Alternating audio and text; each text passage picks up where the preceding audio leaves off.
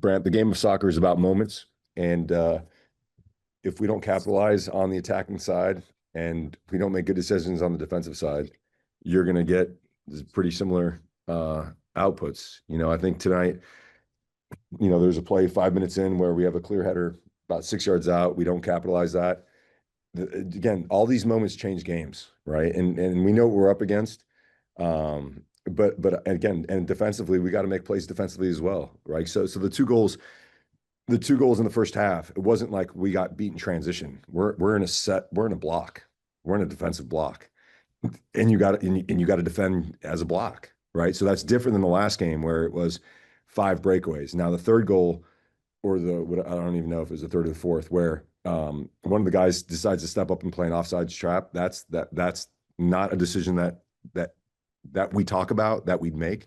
You have to defend honestly against these guys. So I think the games, they were different. The scoreline's the same, but they were completely different games in that, the way we conceded the first 2 goals weren't in transition. We're a set defense, and again, and I think a lot of credit has to go to those guys, man. They got some killers up front. They're world class up front. They don't need a lot of chances, as you've seen. And it's not the same for us. So we're a different team, and we got to work to create more opportunities. We need volume, and then we need to make better decisions in the final third to score goals. So that's like the score lines was the same. I think they're different games. And then you always talk about and preach about mentality, which is incredibly important. It looked like that no call, no foul on Contreras, and I don't want to get you in trouble there talking about that, but Listen, uh, Brent. This has been It feels like every other game. You can hear the elbow or the arm to the face, and then we have to sub out Catranis because he ruptured his eardrum. Like I don't know if this ever happens, that like we have just been on the wrong side of all these things. So like that again, that's a game-changing moment. We talk about moments in the game of football, and that should have been a red card. The player knew what he did. That's why he was, and so it's just unbelievable how these moments continue to happen. And again, like they talk about, like, well, it's a lot of it's decided by injury, and here, Alex ruptured his eardrum. So I don't know what to tell you about that. I just feel like there's been too many moments this year, and I'm probably like 6 or 7 games this year that have been decided by these moments that affected the game. And at the end of the day, we've been on the wrong side of red cards, and yeah. So that's that. well, and my question was kind of leaning towards, were you disappointed in how the team reacted? Because it looked like it kind of took them out of the game for a minute, and LAFC jumped on that opportunity and put it on 2 goals before the end of the half. Mm. Well, yeah. I mean, I think it all ties in. I mean, I don't know that no call affected the group the way it did. I just think, again, you look at that second goal. The first goal that was I think we could have done better with. The second goal is his son doing his thing with his weak foot 26 yards out. Like, I don't know. I mean, these guys are, I mean, there's a reason why you pay 25 million for a player that scored 20 goals in the Premier League for the last 5 years. And then he comes to a league that isn't you know, to the same standard of the Premier League. And so this guy's just a killer. I don't know what to tell you. I mean, they're really hard to defend. You know, and we just got to get better defensively, I guess. Yeah, that was kind of the other thing I want to talk about. One win, last six MLS matches, 14 goals given up. Obviously, you played against some really great players against LAFC the last 2 games, and then only 12 goals in the second half all season. It's been a frustrating year, obviously, on both ends of the ball there. What do you do to turn this around the last 4 games to try and eke into the playoffs? Yeah, well, I think that's the whole thing. My conversation with the group was about belief, and do we believe that we're attacking the right way to give us a chance to score goals?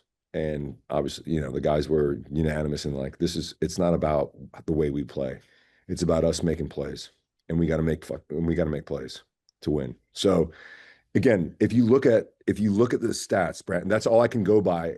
I'm obviously on the sidelines, but when you have as much of the ball in the final third, when last game I think we had 42 touches inside our opponent's penalty box, like, you have to make plays, man. I don't know how to explain to you. Like, I can't go out there. We can't go out there and jockey. It's got to be someone that takes the lead, either combination across. I mean, like what Gozo did to score the goal. Like, and we had a ton more of those actions.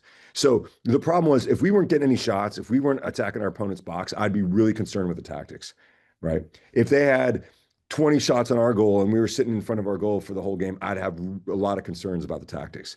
This game is about moments. And I think the guys are getting into good spots offensively, and you just got to make plays.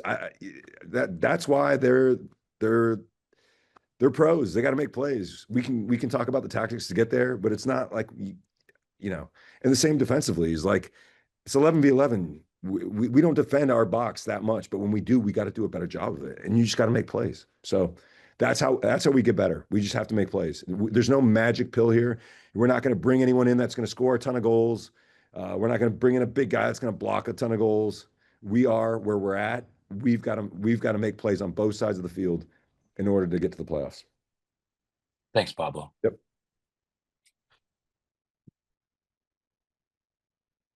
Anybody else for Pablo? Pablo, before we let you go, can I just ask about home game against Austin, home game against Colorado? Obviously short runway, but still big opportunity at home the next 2 weeks. We got to win both of those.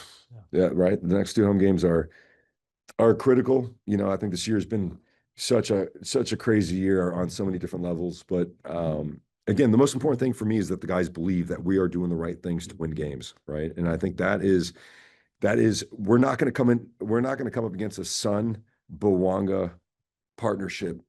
And most teams are going to have, we feel bad like we're the only ones, but I guarantee you these guys are going to cause a lot of havoc against whoever they play, regardless if they have the ball, if they dictate the game. These guys are playmakers, right? And so I think for us, the most important thing is like, do we believe that we're good enough to given the way we're playing, and the guys obviously believe that that's the case. And so now we just have to go and really take our frustration and our anger in a positive way against two teams at home, and that's going to decide the season for us. So we got a good week of training. We got only one day off after a 3-game week because I think it's important to get back in there and really tighten the screws. But I believe in the group, and and I've seen this group play some wonderful games, and we just got to tap into that feeling. We got to tap into those moments. We got to believe in ourselves, and with the fan support at AFF, I'm optimistic that we'll put forth 2 good performances and get the results that we need to get in the playoffs.